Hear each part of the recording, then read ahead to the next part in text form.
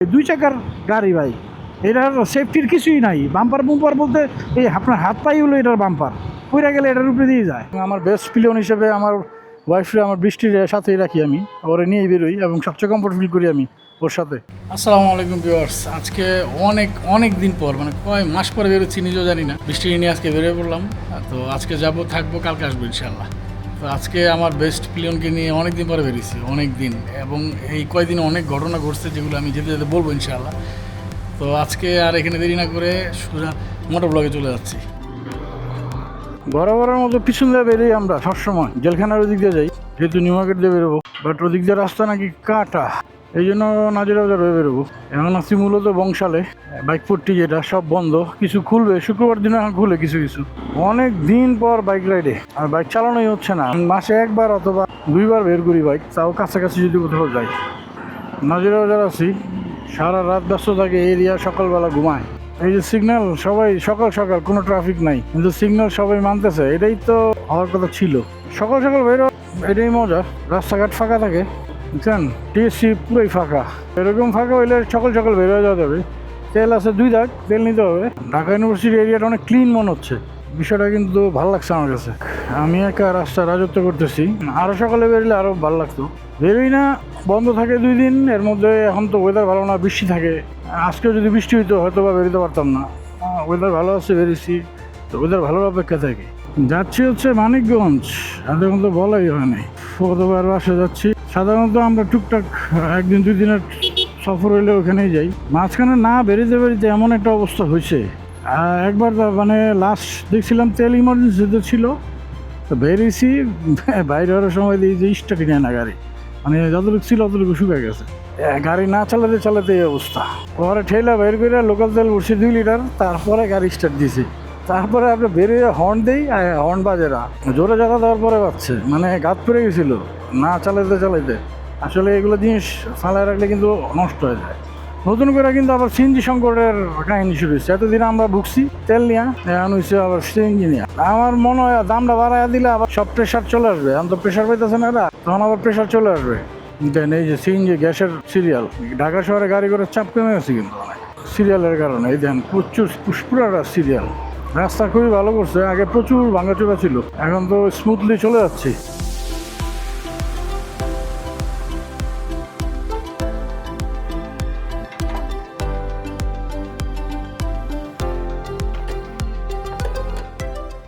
এক 1000 টাকার তেলে ভরে না গাড়ি।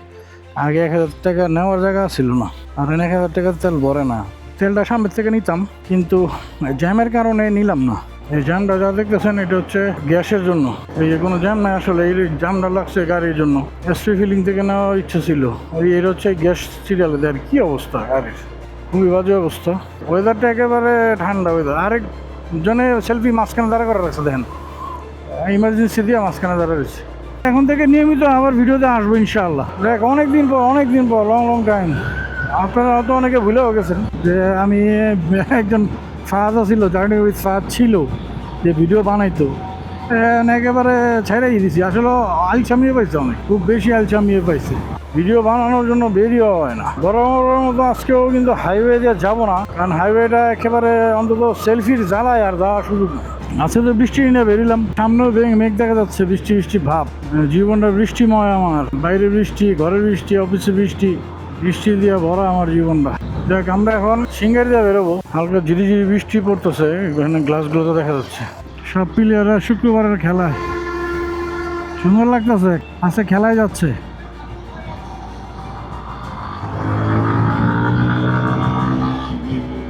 খেলাধুলা তো আমরা করি না, যাদেরকে খেলতে দেখি ভালোই লাগে আসলে। ওরা মানে ফিজিক্যাল এক্সারসাইজ যেটা হয়ে যায় খেলার মাধ্যমে। আমরা তো একবারে জিমে হয়ে গেছি, অফিস বাসা এগুলি করি সারাটা দিন। আমাদের আর চায়ের বিরতি আর অল্প একটু, দিকে বৃষ্টি হয়েছে অলরেডি, বললাম না, ছিটি বৃষ্টি, ছিটাগুলোই তো 12টা বাজা দিয়ে গেল। আকাশটা কি সুন্দর, নদীটা দারুণ লাগতো। সামনের রাস্তাটাই না মজা পাবো না মনে হয় বৃষ্টির কারণে, আস্তে ধীরে যাওয়া লাগবে। দেখাই আমাদের চায়ের বিরতি। আমরা এখানে এসে সবসময় চা খাই, এখানে একটা স্টল ছিল, ওটা উঠা দিছে, বাট এখানে থেকে আমরা চা খাবো, তারপরে বেরোবো ইনশাল্লাহ। বরাবরের মতো আজকেও কিন্তু আমরা সকাল সকাল বেরিয়েছি মানিকগঞ্জের উদ্দেশ্যে। আমরা এখন সিঙ্গার রোডে আছি, বাট রাস্তাটা ভিজা, প্রচুর কাদা ছিটবে আমি জানি। তা এবং সবসময়ের মতো আমরা কিন্তু আজকেও কিন্তু খুব রিল্যাক্সে রাইড করে আসছি। আমি সবসময় বলি যে তাড়াহুড়া করা যাবে না রাইডের ক্ষেত্রে, হ্যাঁ। তো ওইটাই আমরা করি সবসময়, এবং আমার বেস্ট পিলিয়ন হিসেবে আমার ওয়াইফরে আমার বৃষ্টির সাথেই রাখি, আমি ওরে নিয়েই বেরোই এবং সবচেয়ে কমফোর্ট ফিল করি আমি ওর সাথে। তো আজকে যাই মানিকগঞ্জ যাই, যদি সুযোগ হয় ইনশাআল্লাহ যাওয়ার ভিডিওটাও করার চেষ্টা করবো, বাকিটা আল্লাহ ভরসা। তো এরপরে আবার মোটর ব্লগে ফিরে যাচ্ছি। ফ্রন্ট ক্যামেরার জন্য স্ট্যান্ডটা লাগিয়ে রাখছিলাম, বাট বৃষ্টির কারণে আমরা লাগাই নাই। দেখি বাকিটা আল্লাহ ভরসা। গ্লাভসগুলো এখানেই আছে। টপ বক্সে দেন, কাদা দিয়া ভরে আসছে top box.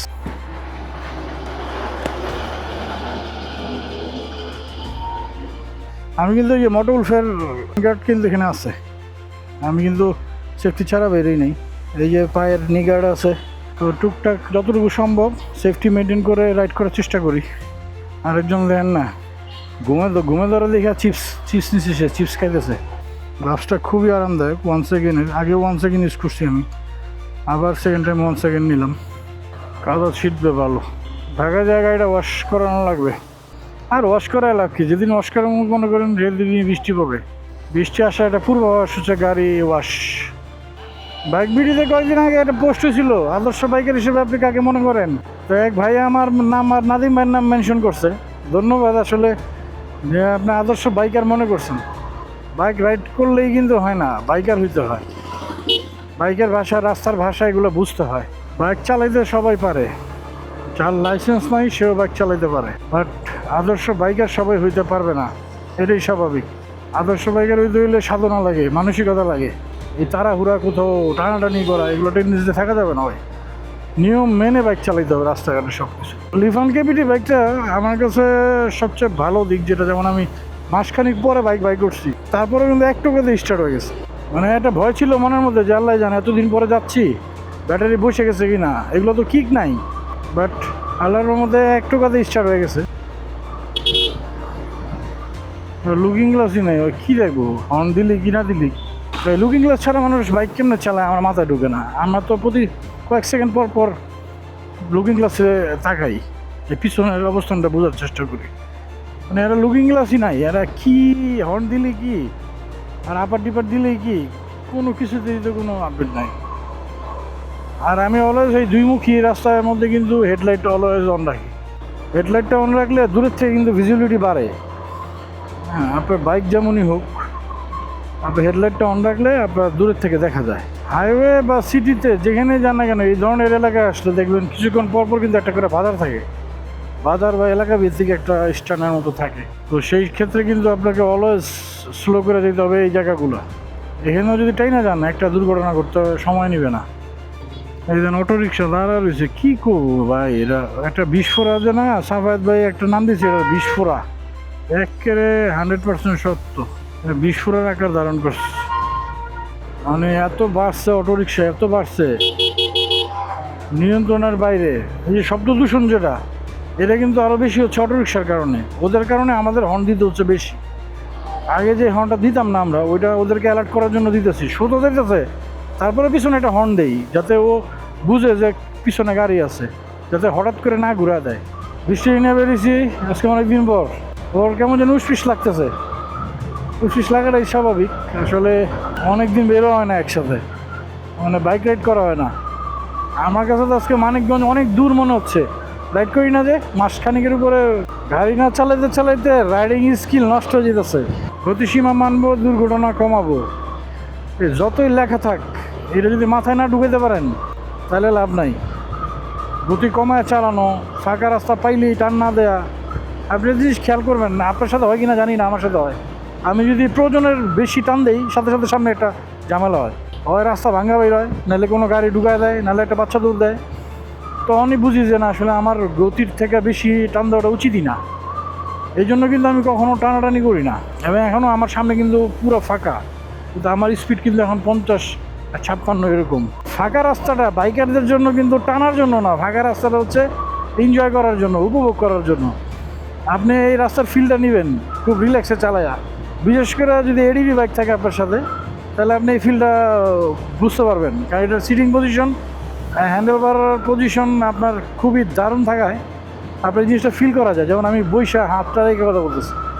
But computer bike বা স্পোর্টস বাইকে কিন্তু ঝুঁকতে হয় হালকা, আর স্পোর্টস বাইকে তো পুরোই ঝুঁকা লাগে। সেই ক্ষেত্রে কিন্তু আপনার ওই ফিলটা নেওয়ার সুযোগ নাই, তখন খালি টাইনা কেমন যাওয়া যাবে এই অপেক্ষায় থাকে। কমিউনিকেটার লাগাইছি কিন্তু মোবাইলে কানেক্টই করি নাই, কারণ আজকে আবার বৃষ্টিরে কমিউনিকেটার লাগাই দিই নাই, ওরা অন্য হেলমেট দিছি। রেগুলার হেলমেট যেটা ওইটা যেটা কমিউনিকেটার আছে ওইটা লাগাই নাই, ভাবলাম যে মানিকগঞ্জ তো কাছেই। বাট এতদিন পরে রাইড করতে বেরিয়েছি না, মানিকগঞ্জ অনেক দূরে মনে হইতেছে। যে উইন্ড ব্রেকার পড়লেও কিন্তু সেফটি গার্ডগুলো আমি মেনটেন করার চেষ্টা করছি, কারণ এখন কিন্তু গরম পড়ছে প্রচুর। গরমের দিনে কিন্তু রাইডিং জ্যাকেট পরাটা একটু কষ্ট হয়ে যায়। রানিংয়ে থাকলে তো ভালো লাগে, কিন্তু দাঁড়াইলে কিন্তু অস্থির লাগে, এটা কিন্তু মানতে হবে, এটা বাস্তব সত্য কথা যেটা। এই জন্য কিন্তু উইন্ড ব্রেকারগুলো ইউজ করি, বাট সেফটি গিয়ার মেনটেন করে ইউজ করি। হ্যাঁ, এটা আপনাদেরকেও রিকোয়েস্ট থাকবে যারা বাইক রাইড করেন, ভাই 2 চাকার গাড়ি ভাই, এটার সেফটির কিছুই নাই। বাম্পার বুম্পার বলতে এই আপনার হাত পাই হলো এটার বাম্পার, পইরা গেলে এটার উপরে দিয়ে যায়। তো এই যেগুলোর উপর দিয়ে যায় ওগুলোর তো সেফ রাখা লাগে ভাই। এগুলো সেফটি গিয়ার আসলে নিজের জন্য, এটা কিন্তু কারোর জন্য না, এটা কিন্তু ফ্যাশনের কিছু না। আগে মানুষ অনেক হাসাহাসি করতে এগুলো নিয়ে, কি পইরা বেরিয়েছে দেখ এই গরমে। হ্যাঁ, কিন্তু এখন কিন্তু রাইডাররা অনেক সচেতন, সে আরেকজনেরটা দেখলে নিজে ইচ্ছা পোষণ করে। হ্যাঁ, যেমন আমার নাদিম বাইরে দিকে অনেকেই রাইডিং জ্যাকেট মেনটেন করতেছে, রাইডিং বুট মেনটেন করতেছে, তো এটা তো ভালো না ভাই, এগুলো তো নিজের জন্য। আমার বেস্ট পিলিয়ন হচ্ছে আমার ওয়াইফ, বৃষ্টিরে নিয়ে বেরোই। হ্যাঁ, ওরে নিয়ে আমি, ওরা তো জারি টারি দেওয়া যায় বুঝেন না, যাই একটু আগে বসে এলো না, অন্যরা তো দিতে পারি না, এই জন্য সে আমার বেস্ট পিলিয়ন। এবং সে রাইডারই বুঝছে অনেকটা, চলতে চলতে ওর মুখস্থ হয়ে গেছে যে কি করা লাগবে না লাগবে। গ্লাস গ্লোবা যায় ভাই, দাঁড়াইলেই মনে হয় গরম লাগে, এরকম অবস্থা। বৃষ্টিরও অস্থির লাগতেছে, কারণ ও অনেকদিন পরে বাইকে উঠছে, এই জন্য নাকি 6 মাস পরে বাইকে উঠছে, সেও খুব বিরক্ত, মানে এতক্ষণ ভালো লাগতেছে না আর। যাক, যাই এবার ফ্রন্ট ক্যামেরা চলে আসি, বাকিরা যাইতে যাইতে কাছে চলে আসবো ইনশাআল্লাহ। চলে আসছি, আর 5 মিনিটও লাগবে না আশা করা যায়। মানিকগঞ্জ শহীদ মিনারের সামনে কিন্তু আমার ভিডিও আছে, আমার অ্যাক্সেসরিজের যে ভিডিওগুলো ওইটা আমি মানিকগঞ্জে করছিলাম। দেখ, তো মানিকগঞ্জের এখান থেকে বিদায় নিই আজকে। বামেতে বেরোচ্ছে, বামের রাস্তা কী অবস্থা আল্লাহ জানে। হ্যাঁ, যাওয়া যাবে। অফ রোডের জন্যই তো কেপিটি নাকি, কেপিটি তো এটার জন্যই। হ্যাঁ, ভাঙ্গার চূড়া দিয়ে বের হয়ে যেতে হবে। কেপিটির যে পাওয়ার, এটা খুব অবাক করে আমারে, কোন জায়গা দিয়ে যে বেরোয় সব ছাড়া। একদিন জুম্মার নামাজটা আজকে এই মসজিদে পড়ার চেষ্টা করবো, সাধারণত আমরা এই মসজিদেই পড়ি জুম্মার নামাজটা। কি অবস্থা,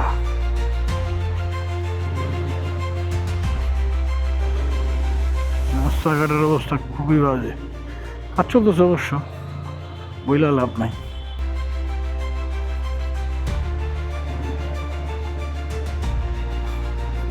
মানিকগঞ্জ সরকারি উচ্চ বিদ্যালয়ের এখান থেকে বিদায় নিব আজকে। আল্লাহ হাফেজ, আসসালামু আলাইকুম রহমতুল্লাহ। এটা ব্যাংক পাড়া বলে, সব ব্যাংকগুলো এখানে, যত ব্যাংক আছে সব এখানে। মানিকগঞ্জ প্রেস ক্লাবের সামনে যাই আমরা সবসময়।